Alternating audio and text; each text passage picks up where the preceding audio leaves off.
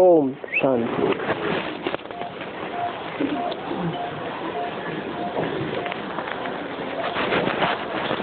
प्रातः क्लास चल रहा था 23 जुलाई 1968। तीसरे पेज के मध्यादि में बात चल रही थी। तुम जानते हो कि शंकर ने कोई अमर कथा पहाड़ों पर नहीं सुनाई, शास्त्रों में लिख दिया है पहाड़ों पर कथा सुनाई। वास्तव में ऊंची स्टेज की बात है। निराकारी ऊंची स्टेज में जब पहुंच जाते हैं तभी सच्ची कथा सुनाते हैं, और शंकर नहीं सुनाते हैं।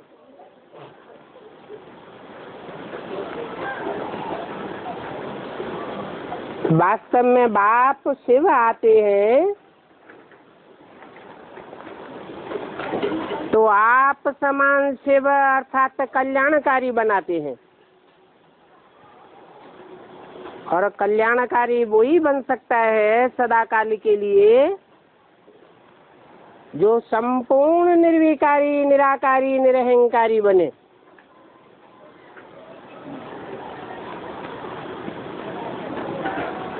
शास्त्रों में कहते हैं शंकर ने पार्वती को अमर कथा सुनाई। अब कोई एक पार्वती को अमर कथा सुनाई होगी क्या? वहाँ चित्र रख देते हैं शिव का।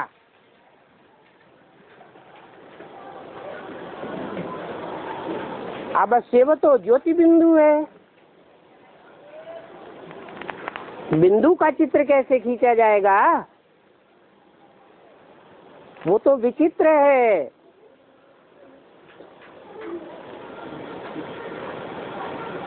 चित्र तो तब खींचा जाता है जब इस सृष्टि पर आकर के कोई मुकर्रर रथ में प्रवेश करते हैं।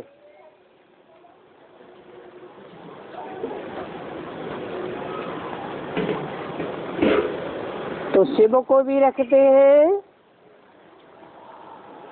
और शंकर पार्वती का भी चित्र बनाते हैं। और चित्र तो चरित्र की यादगार होती है। चरित्र तभी किया जा सकता है जब साकार में कोई चैतन्य चित्र हो।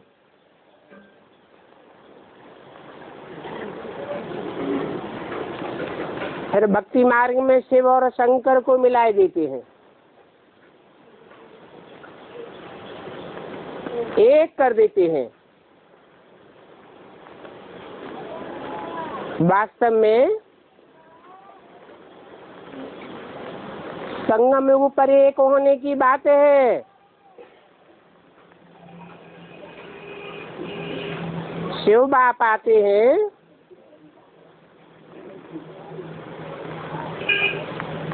तो नंबरवार पुरुषार्थ अनुसार पुरुषार्थ कराते हैं।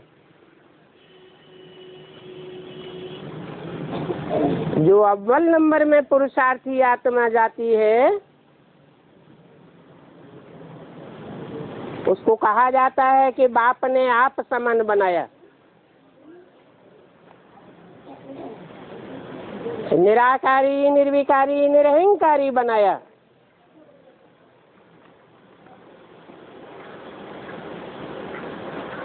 ब्रह्मा अथवा विष्णु को आप समान 100% स्टेज में निराकारी नहीं दिखाया गया है। 33 करोड़ देवताओं में से कोई को भी शिव के साथ नहीं मिलाया गया। शिव को ही मिलाते हैं शंकर के साथ। तो ये सभी भक्ति मार्ग की समझने की बातें हैं जो बाप बैठ समझाते हैं।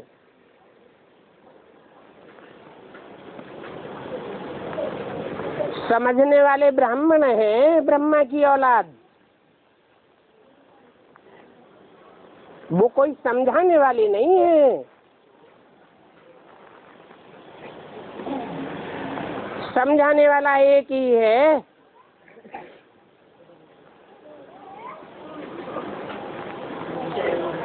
उसको कहा जाता है सुप्रीम टीचर।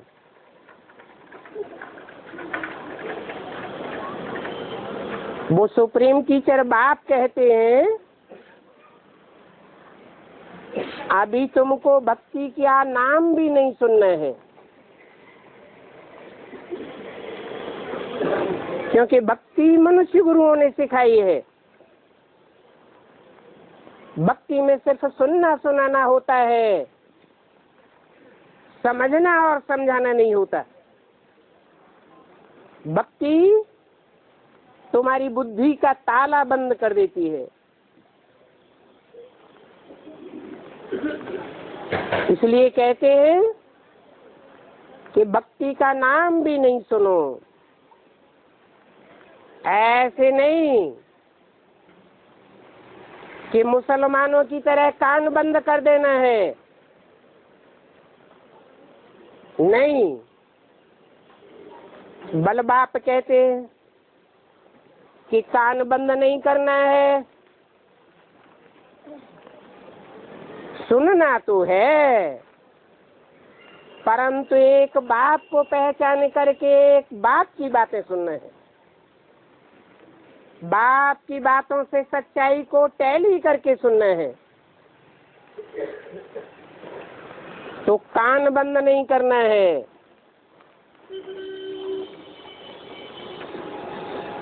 फिर भी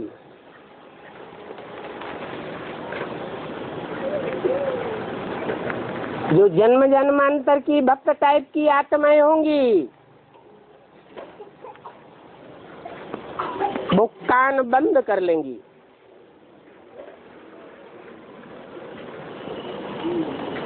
क्योंकि समझने की बात के लिए सुनना तो जरूरी है ना। सुनेंगे ही नहीं तो समझेंगे कैसे? हाँ, इतना समझना है कि ये शास्त्र आदि सभी मनुष्यों की मत है। उन्हीं शास्त्रों का सार बाप आकर के अपनी बुद्धि के अनुकूल जब सुनाते हैं तो उनका रहस्य खुल जाता है। भक्ति मार्ग में तो गीता, रामायण, महाभारत, भागवत ये छपते ही रहते हैं। पहले हाथ से लिखते थे,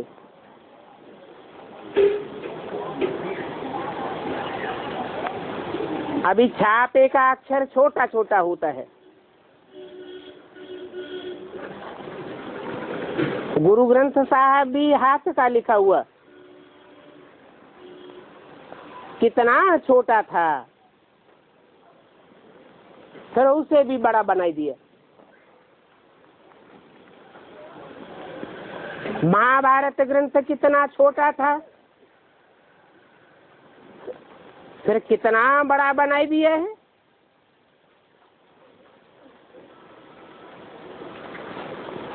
लाइब्रेरी का पूरा कमरा ही भर जाता है महाभारत एक ग्रंथ से।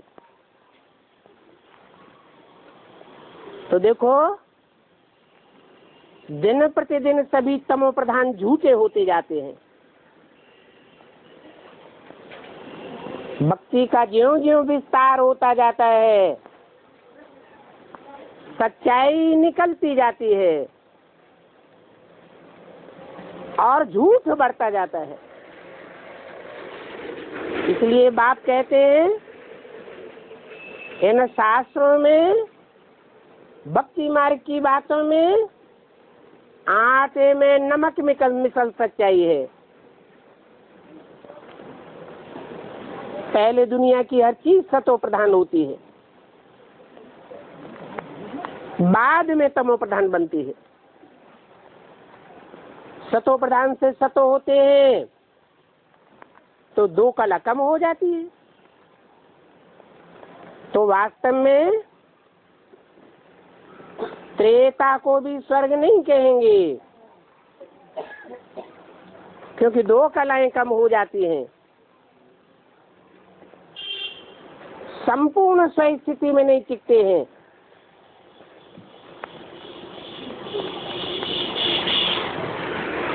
दो कला नीचे उतरने से कुछ न कुछ देभान चढ़ जाता है। परंतु तुम बच्चों को तो बाप अभी आते हैं संपूर्ण स्वर्गवासी बनाने के लिए, तो इसके लिए तुम्हें प्रैक्टिस कराई जाती है। स्वर्गवासी बनना है तो संपूर्ण स्वस्थिति को प्राप्त करना है, स्वस्थिति में टिकना है। बाबा जानते हैं ब्राह्मण कुल, सूर्यवंशी, चंद्रवंशी, अभी तीनों वंश की स्थापना हो रही है।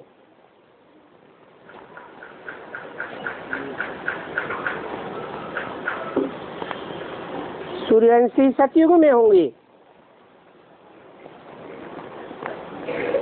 चंद्रवंशी टोटल त्रेता में होते हैं।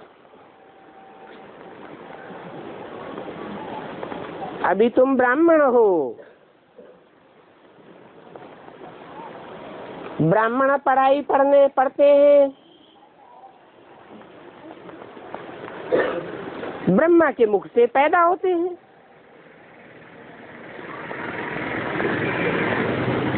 तो ब्राह्मण वंशी कहे जाते हैं।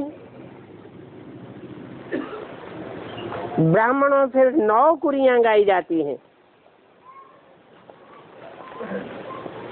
उनमें चंद्रवंशी, सूर्यवंशी, इस्लामवंशी, बौद्धी वंशी,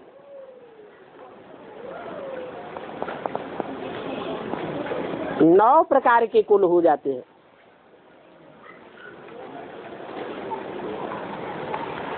सूर्यवंशी के लिए नहीं कहेंगे कि जीत नहीं पाई, चंद्रवंशी के लिए कहेंगे यहाँ फेल हुआ, जीत नहीं पाई, इसलिए उनको क्षत्रिय के निशानी लगा दी है।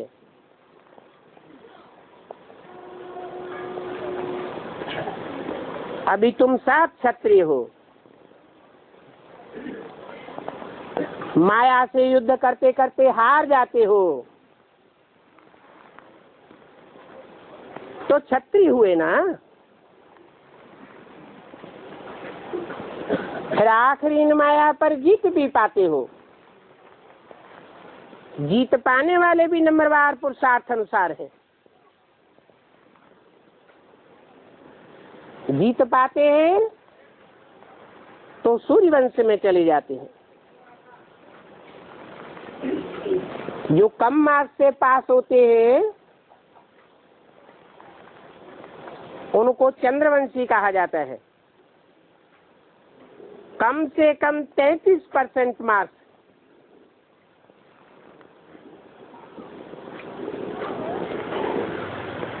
और उससे भी कम तो फिर और वंशों में कन्वर्ट हो जाते हैं। इस्लाम वंशी, बौद्धी वंशी, क्रिश्चियन वंशी, तो कहेंगे कि माया पर जीत नहीं पाई।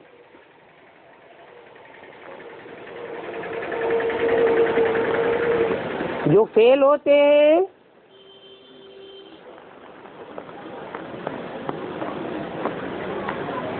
उनको बाण आदि दिखाए हैं।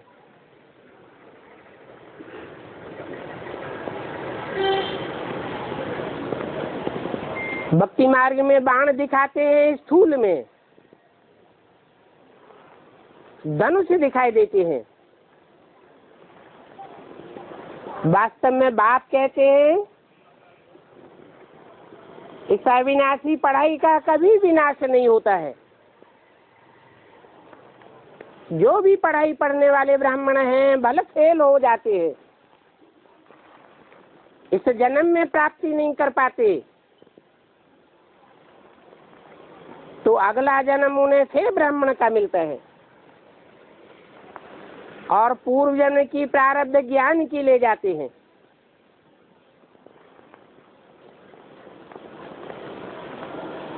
जन्मते ही बाण चलाने की कला उनको आ जाती है ये ज्ञान बाण चलाने की बात। यज्ञ के आदि में बहुत फेलियर्स हुए थे, ऐसे नहीं कि अभी जो नए नए ब्राह्मण बन रहे हैं वो फेल नहीं होते हैं, वो भी फेल होते हैं। माया किसी को छोड़ती नहीं है, माया का भार सांप के ऊपर होता है, माया सांप को हराती रहती है। परंतु जो हिम्मत है बच्चे, तो बाप उनकी अंत तक मदद करने के लिए बांधा हुआ है। बाकी ऐसे नहीं है कि स्थूल बाणों से कोई स्थूल हिंसा की है। हिंसा तो त्रेता में भी नहीं होती, सतयुग में तो होते ही हैं देवताएं 16 कला संपूर्ण।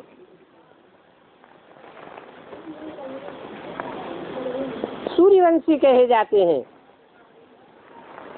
और सूर्यवंशियों से भी उच्च कुल है ब्राह्मण कुल।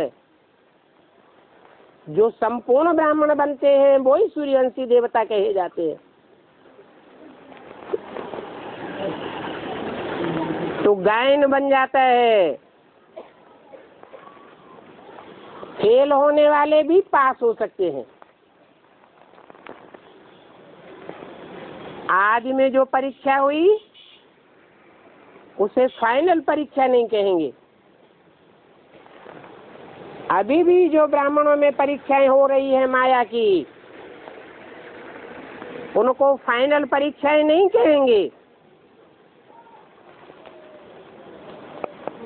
अभी वो समय जल्दी आने वाला है जबकि फाइनल परीक्षाएं होने वाली हैं।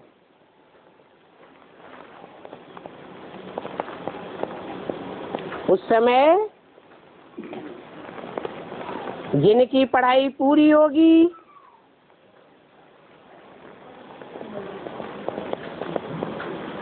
वो पास हो जाएंगे,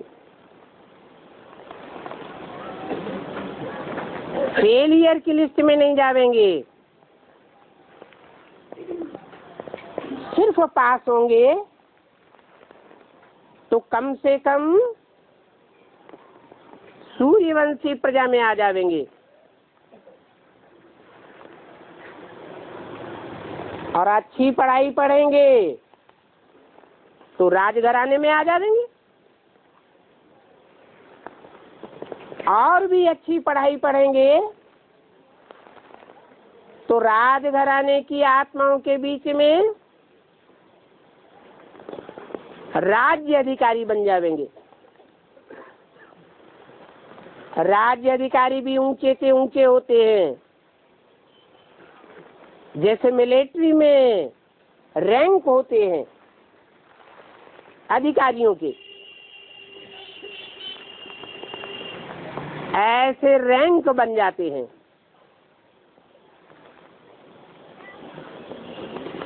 फिर ऊंच से ऊंच पद बनता है राजाओं और महाराजाओं का।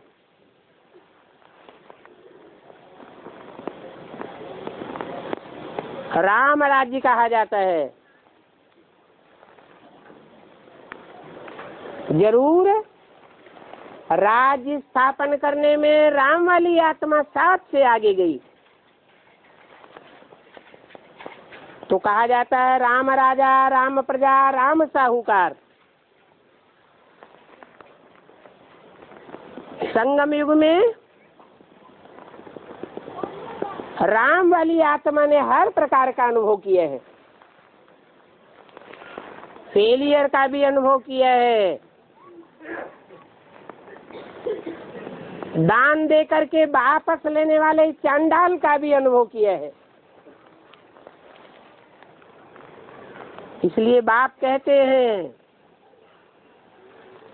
खास राम वाली आत्मा के लिए दुनिया की कोई ऐसी बात नहीं जो तेरे ऊपर लागू न होती हो।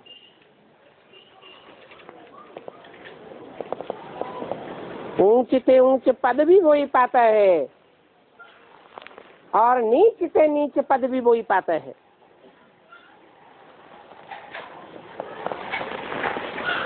तो देखो भक्ति मार्ग में राम को जो क्षत्रिय पने की निशानी दी है,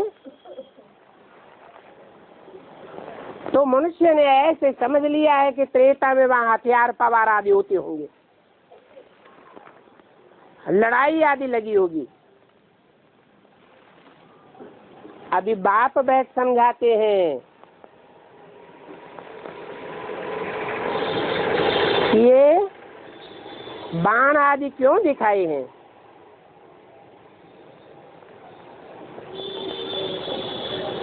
ईश्वरीय पढ़ाई में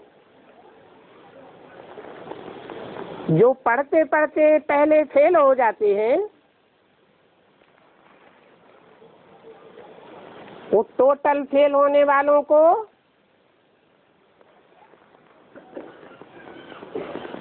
बाप की ओर से ये वर्षा मिल जाता है।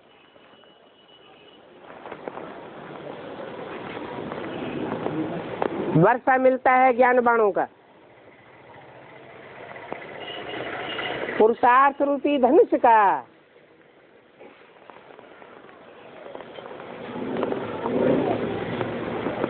पुरुषार्थ करो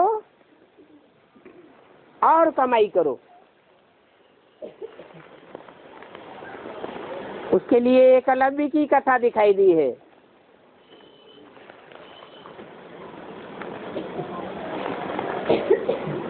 सरेंडर्ड वर्ग में रह करके तो पुरुषार्थ नहीं कर सकते। राज परिवार में रह करके तुम्हारी पढ़ाई नहीं होगी।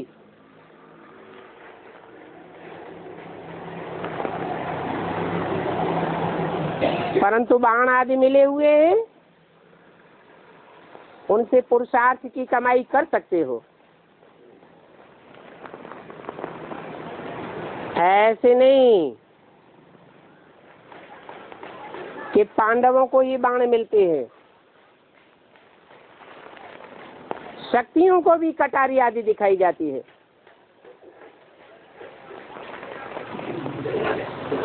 तो देखो राम सीता के लिए क्या क्या बैठ शास्त्रों में लिख दिया है। कोई सेंसिबल इन बातों को अगर सुनेगा तो कहेगा ये तो बिल्कुल फालतू बातें हैं। और धर्म वाले ऐसी ऐसी शास्त्रों की बातें सुना करके कन्वर्ट करके हिंदुओं को अपने धर्म में ले गए। सुनाते हैं देखो तुम्हारा राजा राम जिसे तुम भगवान कहते हो, वो अपनी पत्नी की ही पालना नहीं कर सका, अपनी पत्नी की ही सुरक्षा नहीं कर सका। वो राजा राम बन के प्रजा की क्या सुरक्षा करेगा।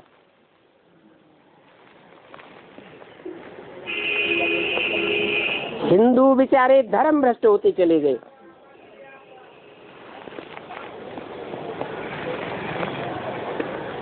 जैसे और शास्त्रों का खंडन किया है, ऐसे गीता शास्त्र भी है। उस गीता शास्त्र में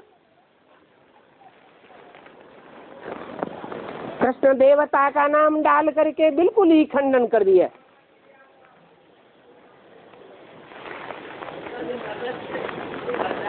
अरे भगवान आते हैं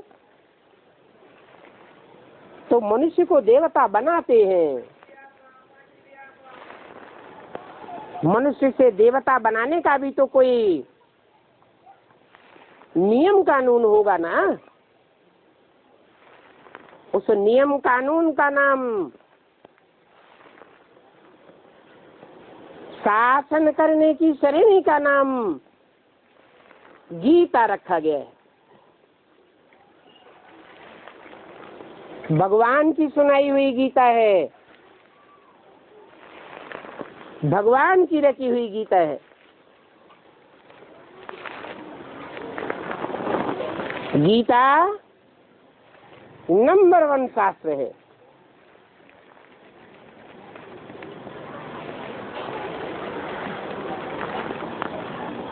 भगवान खुद बैठ करके शासन नहीं करते। भगवान आकर के प्रवृत्ति मार्ग की रचना करते हैं। सारी वसुधा ही एक कुटुंब बन जाती है, परिवार बन जाती है। उस परिवार की पालना का काम गीता माता को सौंपा जाता है। गीता माता सारे विश्व रूपी परिवार की पालना करती है, पूरे परिवार का शासन करती है। इसलिए गीता को सर्वशास्त्रमयी शिरोमणि कहा जाता है। और बाइबल, कुरान आदि धर्म ग्रंथ दुनिया की लिमिट में आई हुई जनरेशन को कंट्रोल कर पाते हैं, परंतु गीता तो सारे विश्व को कंट्रोल कर लेती है।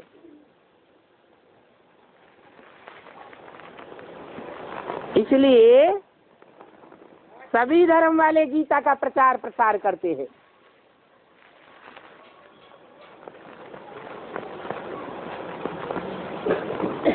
हिंदुओं ने इतनी गीता की प्रतियां नहीं छपाई होंगी, उससे ज्यादा गीता की प्रतियां अंग्रेजी में अंग्रेजों ने छपाई है।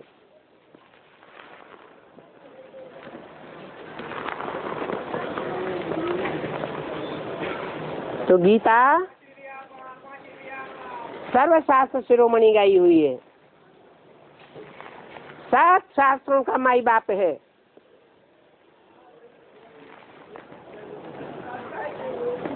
बाप आते हैं तो ऐसी गीता माता का आकर के परिचय देते हैं।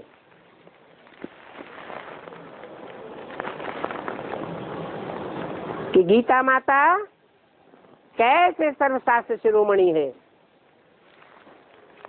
और कब शिरोमणि बनती है। मनुष्य गुरुओं ने तो कृष्ण बच्चे का नाम डाल करके गीता का मान मर्तबा ही खलास कर दिया। नहीं तो सारी दुनिया गीता को सर्वश्रेष्ठ समझती। तो बाप आकर के अपना परिचय भी देते हैं और अपनी प्रथम रचना गीता माता का भी परिचय देते हैं। रचना के आदि मध्य अंत का भी परिचय देते हैं।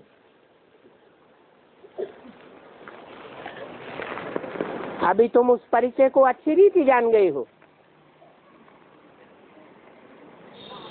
ये भी जान गए हो कि बाप ही ज्ञान का सागर है। इसलिए बाप ही आकर के आज मध्य अंत का राज बताते हैं।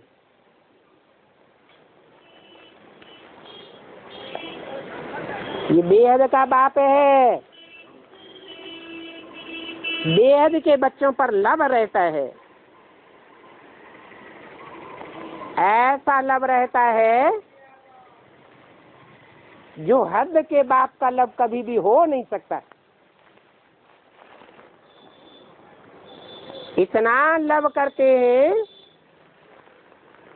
कि 21 जन्मों के लिए अखंड सुखदाई बना देते हैं। किसको? बेहद के बच्चों को। वो बेहद के बच्चे कितने जन्म लेने वाले हुए? पूरे 84 जन्म, जिनमें से 21 जन्म सदा सुखी रहते हैं। बाकी जो कम जन्म लेने वाले हैं वो 21 जन्म का सदा सुख पाते भी नहीं है।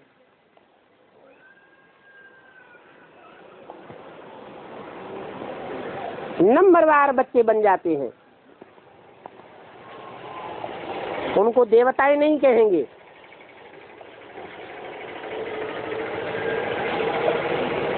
देवता कहा ही उनको जाता है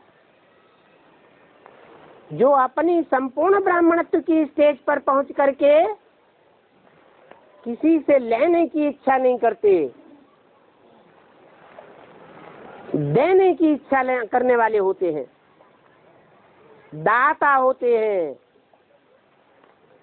दाता के बच्चे भी दाता होते हैं। भगवान को दाता कहा जाता है, सुख शांति का दाता कहा जाता है। वो देवताई बच्चे किसी से सुख और शांति मांगने वाले नहीं होते हैं, दूसरों को सुख शांति देने वाले होते हैं।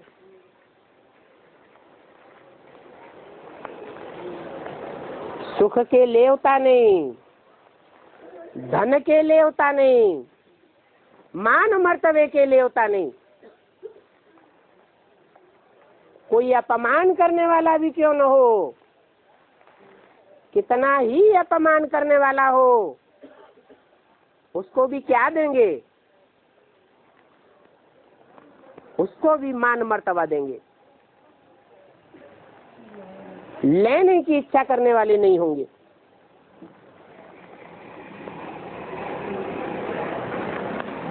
देवता बनाने वाला है बाप। वो बाप पढ़ाई ही पढ़ाते हैं, इच्छा मात्रम अविद्या। इस दुनिया की कोई भी प्राप्ति करने की इच्छा नहीं करनी है। जानते हैं इस दुनिया में जो कुछ भी इन आंखों से दिखाई पड़ता है वो सब भस्म होने वाला है।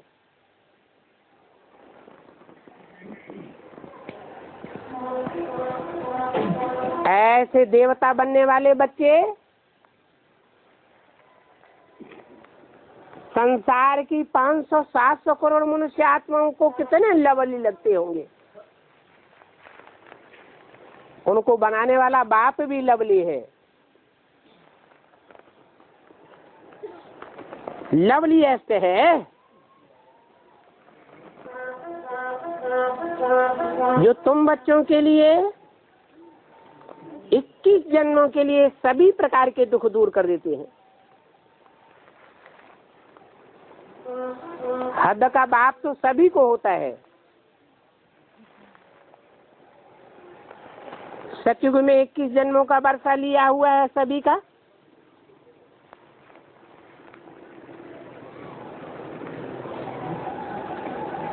सभी ने लिया है ना। वहां सुख का वरदान मिल जाता है, दुख का नाम निशान नहीं होता है। तो अभी ये बात बुद्धि में रहना चाहिए, भूलना नहीं चाहिए कि हमको बेहद के बाप से बेहद का वर्षा मिलता है।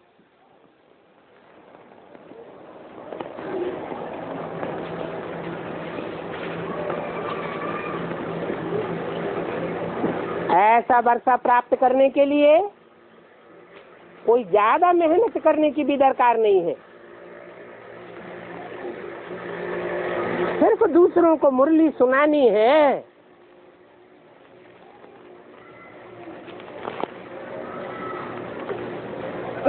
समझानी है।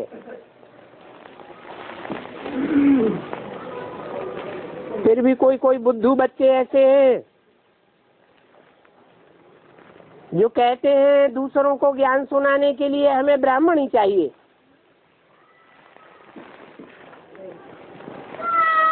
ब्राह्मणी के बगैर हमको धारणा नहीं होती है। बाप कहते हैं अरे सत्यनारायण की कथा तो तुम जवानी याद कर लेते हो, तो झूठी कथा याद कर लेते हो, और मैं आकर के सच्ची कथा सुनाता हूँ, ये तुम कोई को नहीं सुना सकते। ये तो बहुत सहज कथा है, और ये एक ही कथा रोज समझाता रहता हूँ। फिर भी बच्चे सत्य चित्त आनंद को भूल जाते हैं, झूठ का सहारा पकड़ लेते हैं, सत्यनारायण को भूल जाते हैं, कथा भी भूल जाते हैं। इतने पत्थर बुद्धि है जो तुम कोई को समझाए भी नहीं सको।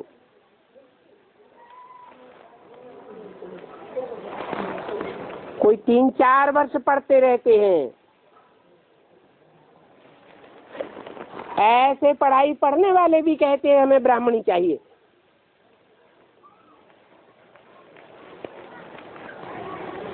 हमको धारणा नहीं होती है। अरे तुम अलफ को याद नहीं कर सकते हो, इतने पत्थर बुद्धि बन गए हो, सिर्फ अलफ को याद करना है। इसमें ब्राह्मणी आकर के क्या करेगी?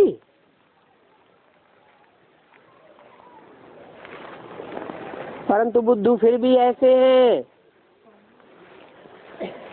कि कहते हैं हमको ब्राह्मणी चाहिए। ओम शांति।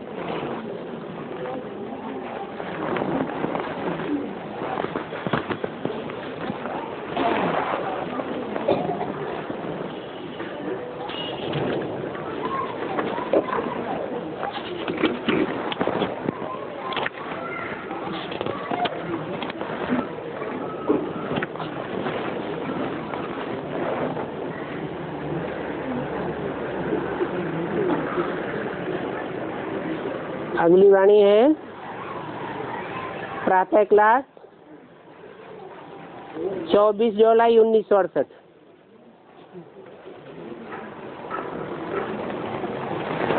आज बच्चों को रखड़ी बंधन के ऊपर समझाते हैं।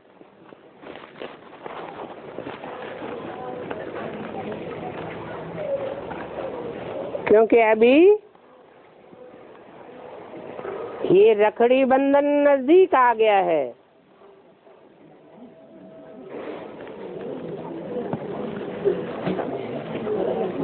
बच्चे जाते हैं रखड़ी बांधने के लिए।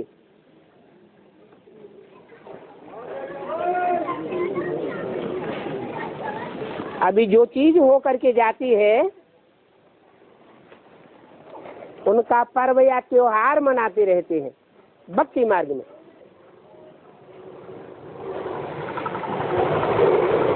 जरूर संगम युग में तुम ब्राह्मण बच्चों ने ये रखड़ी के बंधन में मनुष्यों को बांधा है, तो भक्ति मार्ग में ब्राह्मण घर घर में जाकर के राखी बांधते थे।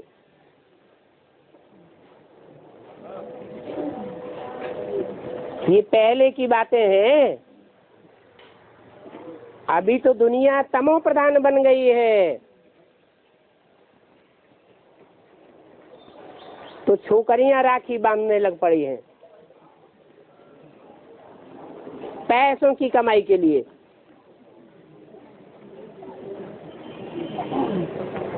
ये भी किस समय की शूटिंग है?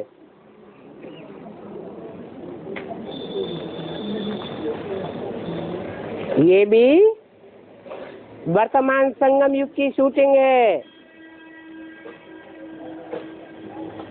पहले पहले ब्राह्मण ही राखी बांधता है,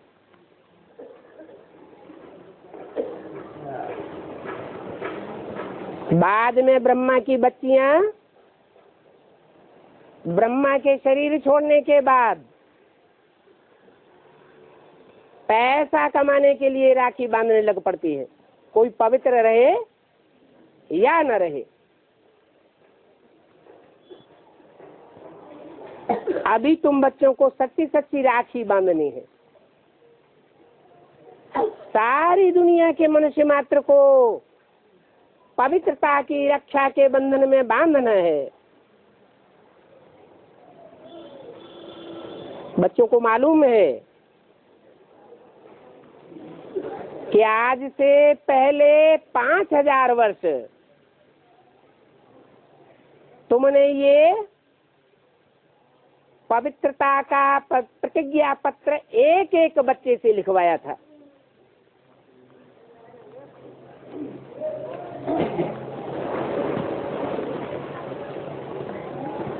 इस प्रतिज्ञा पत्र को बहुत नाम दिए जाते हैं,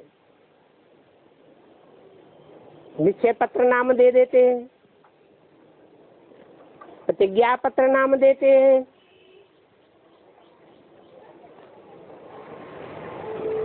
रक्षा बंधन नाम दे दो।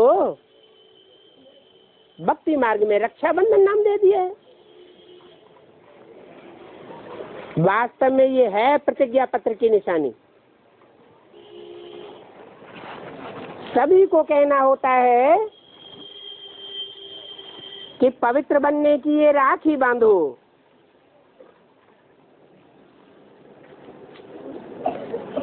ये रक्षा का सूत्र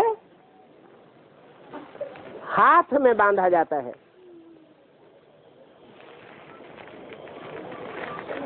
तुमने बुद्ध रूपी हाथ में बांधा था,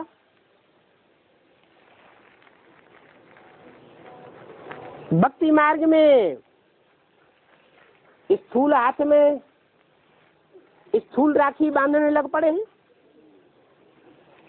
तुमने तो उनकी बुद्धि को बांध लिया था, बुद्ध रूपी हाथ को बांधा था पवित्रता के बंधन में। ये भी समझते हो कि पवित्र दुनिया तो सतयुग के आदि में ही होती है। अभी सतयुग का आदि आने वाला है।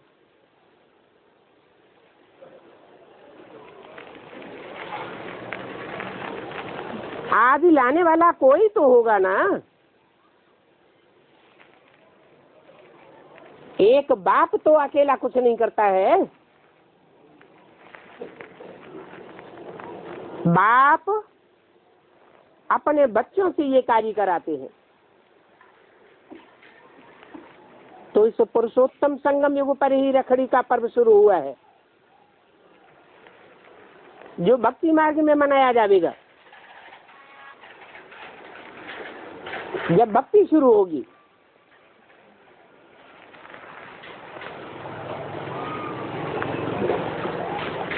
तो ये अविनाशी पर्व है तुम बच्चों के लिए।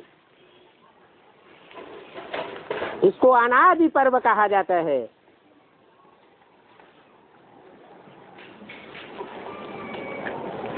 वो अनादि पर्व भी कब से शुरू होता है? क्योंकि सतयुग आदि में तो ये पर्व होते नहीं है। ये पर्व यहाँ ही होते हैं, संगम पर।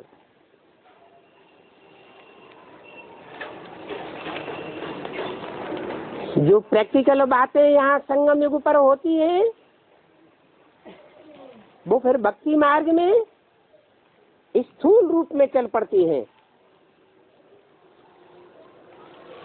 जिनका आगा पीछा कोई समझा नहीं सकता सिवाय बाप के। और सतयुग में तो कोई त्योहार होते भी नहीं है।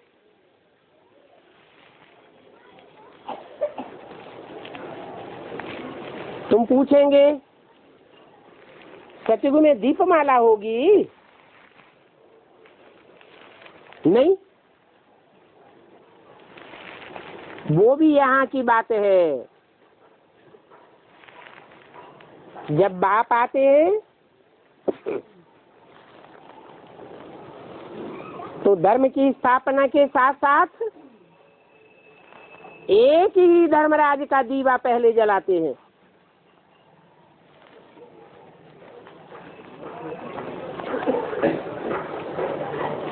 जिस साकार तन में आते हैं उस साकार मनुष्य तन के द्वारा सिर्फ 7 छोटे बड़े दीपक जलाए जाते हैं।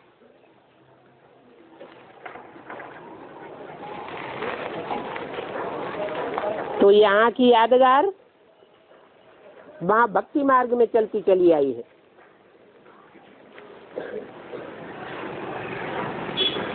जो तुम बच्चे यहाँ मनाते हो वो वहाँ सतयुग में नहीं मनाते हो। तो अभी ये कैसे मालूम पड़े कि ये राखी क्यों बांधी जाती है? तुम सभी को राखी बांधते हो, कहते हो कि पावन बनो, बाप को और बाप की रचना को पहचानो। बाप पवित्र बना करके घर ले जाने के लिए आए हुए हैं। अब ये दुनिया खलास होने वाली है। पुरानी दुनिया खलास होगी और नई पावन दुनिया स्थापन होगी। पावन दुनिया में वो ही जा सकेंगे जो पवित्रता की राखी बांधेंगे। तो तुम सबसे प्रतिज्ञा पत्र लिखवाते रहते हो, परिचय दे करके पवित्रता के बंधन में बांधते हो, निश्चय पत्र लिखवाते हो।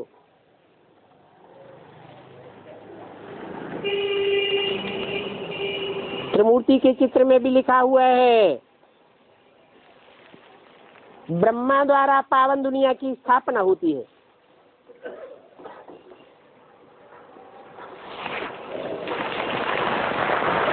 ये बात तुम ब्राह्मण ही समझा सकते हो, वो ब्राह्मण तो समझा ही नहीं सकते। क्यों नहीं समझा सकते कि ब्रह्मा के द्वारा पावन दुनिया की स्थापना होती है? क्योंकि ब्रह्मा ने तो शरीर छोड़ दिया, तो पावन दुनिया की स्थापना कैसे समझावे? परंतु तुम तो जानते हो कि ब्रह्मा कोई एक नहीं गाया हुआ है। ब्रह्मा को चतुरानन कहते हैं, पंचानन कहते हैं। कोई न कोई मुख से कार्य करते रहते हैं।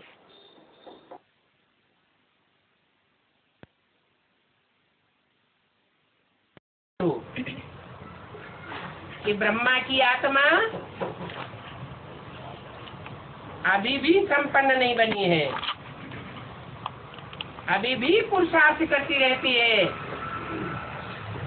कोई तन में प्रवेश करती है, माता के तन में प्रवेश करके ऐसा पुरुषार्थ करती है जो ब्रह्मा की भी पूजा की जाती है, जगदम्बा के रूप में। नहीं तो दाढ़ी मूछ वाले ब्रह्मा की पूजा नहीं होती है।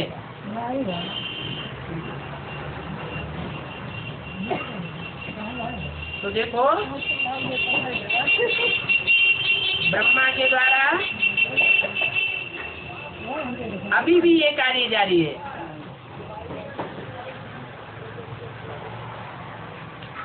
बच्चों से प्रतिज्ञा पत्र लिखवाया जाता है।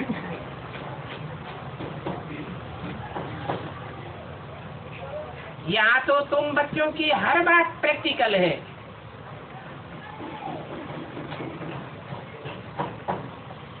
वो ब्राह्मणों की प्रैक्टिकल बातें नहीं है।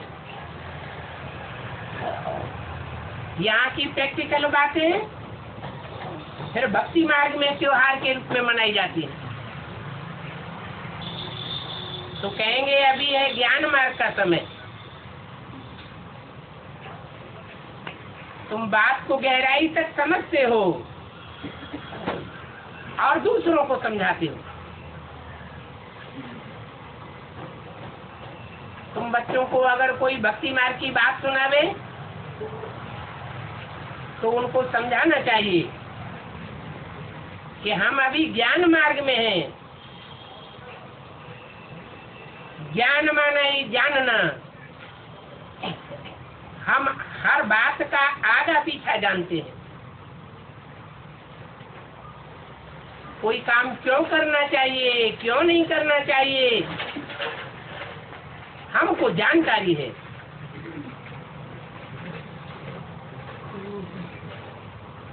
बताओ कि सच्चाई की जानकारी देने वाला सत्य बाप एक ही है। वो हमको सच्ची बात सुनाए रहे हैं और सच्चाई सुना करके सचखंड की स्थापना कर रहे हैं।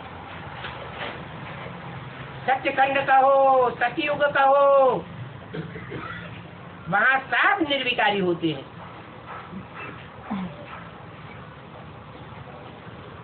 भारत सतयुग में वाइसलेस था। जब भारत वाइसलेस था तो सारी दुनिया वाइसलेस थी।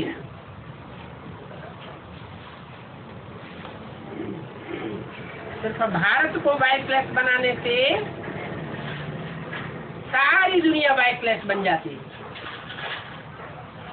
विकारों का नाम निशान खलास हो जाता है।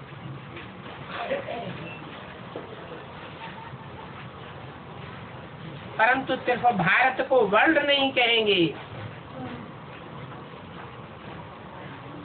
इस वर्ल्ड में भारत एक खंड मात्र है। इसलिए ब्राह्मण लोग जब प्रतिज्ञा कराते हैं, संकल्प दिलवाते हैं, तो श्लोक पढ़ते हैं, भारत खंडे जम्बू द्वीपे। जैसे और धर्म खंड है, वैसे भारत भी एक खंड है। और खंड विनाशी खंड है, क्योंकि उन धर्म खंडों में जो धर्म फैले हुए हैं वो धर्म भी विनाश को प्राप्त होते हैं। उन धर्मों के स्थापन करता धर्म पिताएं भी इस संसार से पलायन कर जाते हैं। वो ऑलराउंड पार्ट नहीं बजाते, अधूरे हैं, इसलिए सदा काल नहीं रह सकते। जो सत्य होता है वो सदा काल रहने वाला है। सत्य सनातन धर्म को कहा जाता है और सत्य सनातन धर्म की स्थापना एक सच्चा बाप ही करता है। इसलिए सत्य एक है, झूठे अनेक हैं। मनुष्य गुरु जो भी हुए हैं वो सब दुनिया को झूठ बनाते हैं, झूठे खंड बनाते हैं, विनाशी खंड बनाते हैं। वो विनाशी खंड अब नहीं रहने वाले हैं, सब खलास हो जाएंगे। एक भारत खंड ही अविनाशी रह जाएगा। तो बच्चे जानते हैं कि नई दुनिया में सिर्फ एक भारत खंड ही होगा।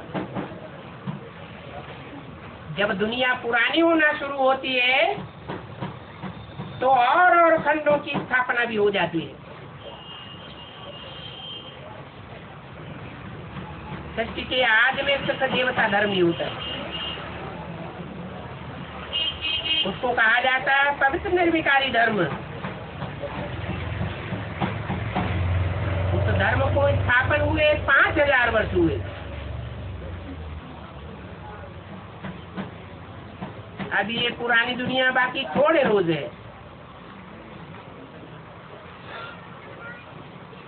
5000 वर्ष के अंदर कितने मास होते हैं, कितने दिन होते हैं, घंटे सेकंड, सब का हिसाब निकालेंगे तो उनसे कुछ मतलब निकलेगा।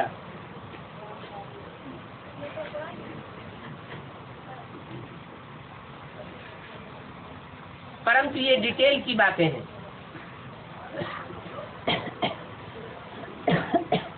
जान सकेंगे कि कितने दिन वॉइसलेस वर्ल्ड बनाने में लगते हैं। टाइम तो लगता है ना। यहाँ इस दुनिया में भी कितना पुरुषार्थ करते हैं पवित्र बनने के लिए, परंतु बच्चे फिर भी अनुभव करते हैं कि हम पवित्र नहीं बन सकते। तो ब्राह्मणों का ये सबसे बड़ा उत्सव है। कौन सा है?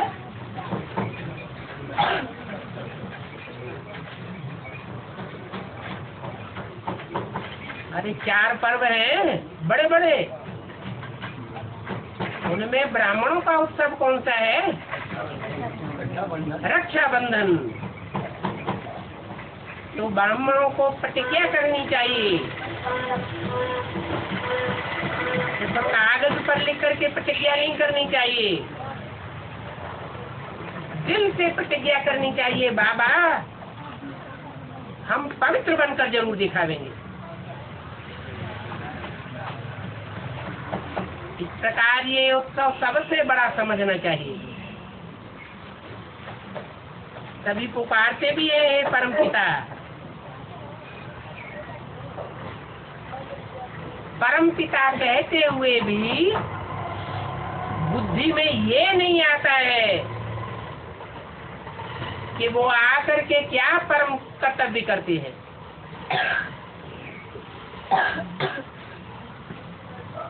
अभी तुम बच्चे जानते हो, समझते हो कि परमपिता आते ही हैं जीवात्माओं को ज्ञान देने के लिए।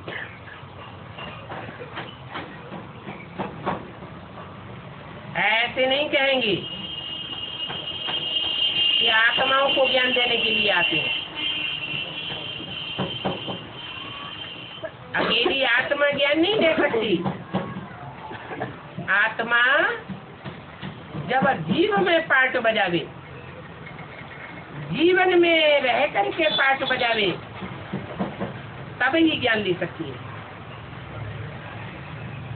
क्योंकि आत्मा को शरीर धारण करना पड़ता है। तो परमपिता आते हैं जीव आत्माओं को ज्ञान देने के लिए। इसलिए गायन है आत्मा परमात्मा अलग रहे बहुकाल।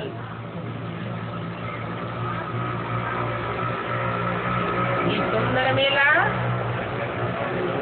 इस अविनाशी संगम पर एक ही बार होता है। इसको कुंभ का मेला भी कहा जाता है। कुंभ अर्थात घड़ा।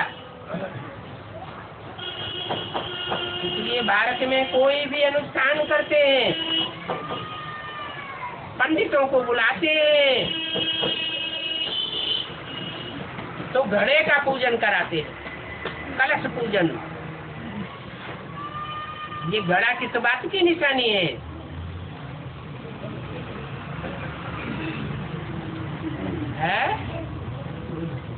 अरे ये बुद्ध रूपी घड़ा है,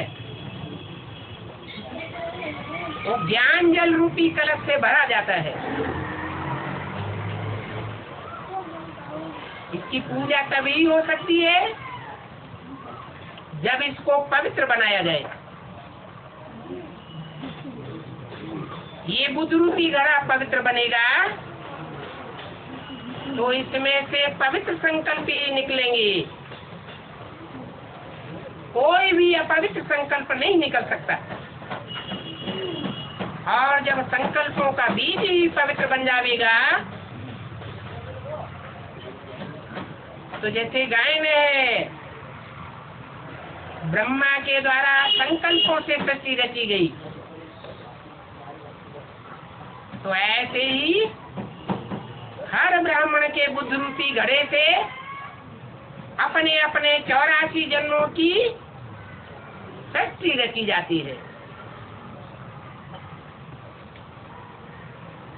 जितना पवित्रता को धारण करेंगे, उन पवित्र संकल्पों के वाइब्रेशन के आधार पर जन्म जन्मांतर का सुख प्राप्त करते रहेंगे।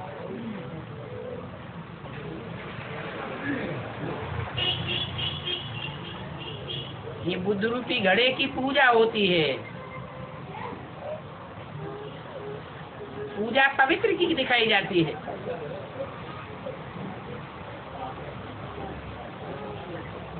तो बच्चों को प्रतिज्ञा करनी चाहिए, बाबा हम ज्ञान से अपनी बुद्धि को पवित्र जरूर बना देंगे। तो ये उत्सव सबसे बड़ा उत्सव समझना चाहिए। ओम शांति।